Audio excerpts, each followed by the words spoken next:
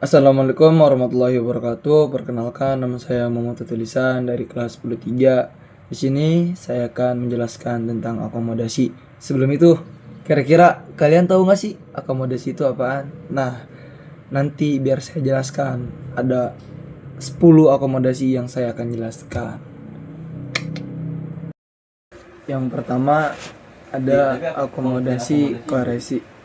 Akomodasi koersi ialah proses melalui paksaan secara fisik maupun psikolog. Nah, contohnya seperti penjajahan atau perbudakan. Kalau penjajahan kita ambil dari kerja paksa. Nah, dulu masyarakat Indonesia dijajah oleh Belanda, Jepang. Nah, di situ kita dikerja paksa.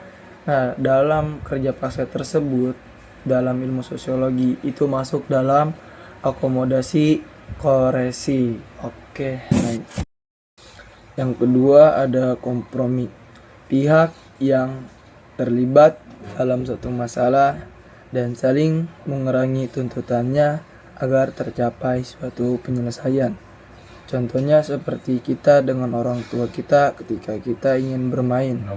Nah, orang tua kita di situ bertanya, kira-kira kamu pulang ke rumah jam berapa? Atau selesai main jam berapa? Nah, kita sebagai anak menjawab misalkan jam 10 malam. Nah, di situ orang tua kita tidak setuju dengan kita pulang jam 10 malam. Nah, di situ kita terlibat tuh dalam suatu kompromi antara anak dan orang tua. Di situ terjadilah akomodasi kompromi. Nah, diambil jalur tengahnya ketemu yaitu jam 9 malam. Nah, yang ketiga ada arbitase. Ialah pihak-pihak yang tidak sanggup mencapai komprominya sendiri diselesaikan oleh pihak ketiga yang dipilih oleh dua belah pihak dan kedudukannya lebih tinggi dari kedua belah pihak itu.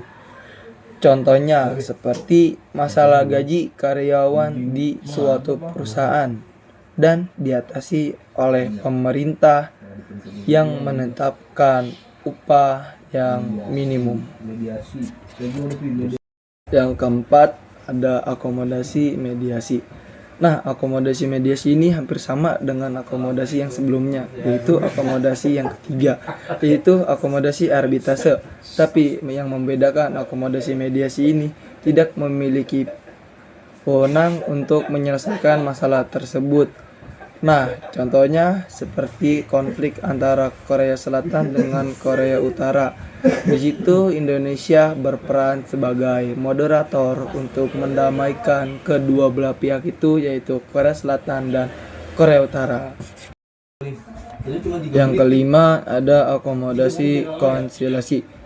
Akomodasi konsiliasi ialah mempertemukan keinginan-keinginan pihak yang bertikai atau berselisih atau bertentangan untuk mencapai kesepakatan. Contohnya, wakil buruh dan perusahaan bertemu saling mengungkapkan keinginan mereka masing-masing.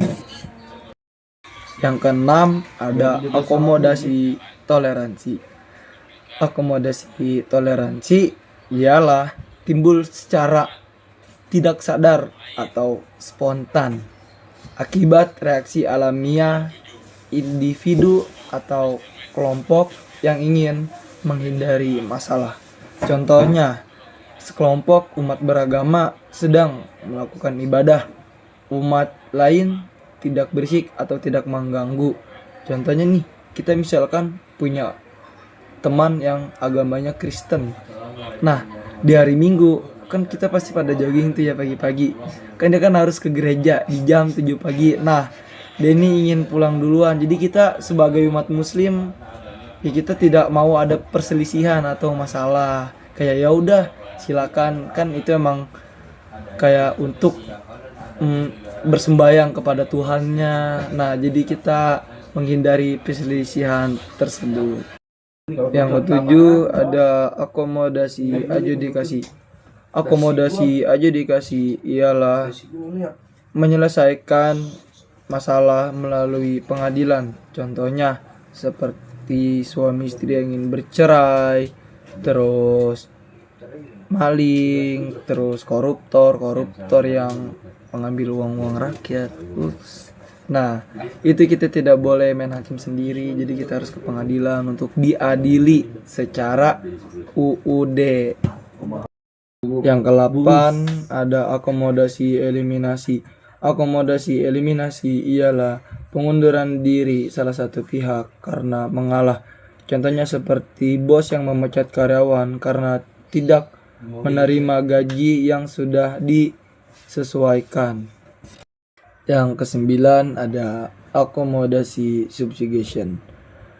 Akomodasi subjugation ialah ketika pihak yang lebih kuat meminta pihak yang lebih lemah untuk menaatinya. Seperti guru yang minta ditaati oleh murid ketika sedang belajar di sekolah. Dan yang ke-10 yaitu akomodasi keputusan masyarakat. Akomodasi keputusan masyarakat ialah keputusan yang diambil berdasarkan voting atau suara terbanyak. Contohnya seperti pemilihan presiden, pemilihan wali kota, pemilihan gubernur. Nah, contoh dalam lingkup masyarakat yang langsung kita temui tuh seperti pemilihan RW, pemilihan RT.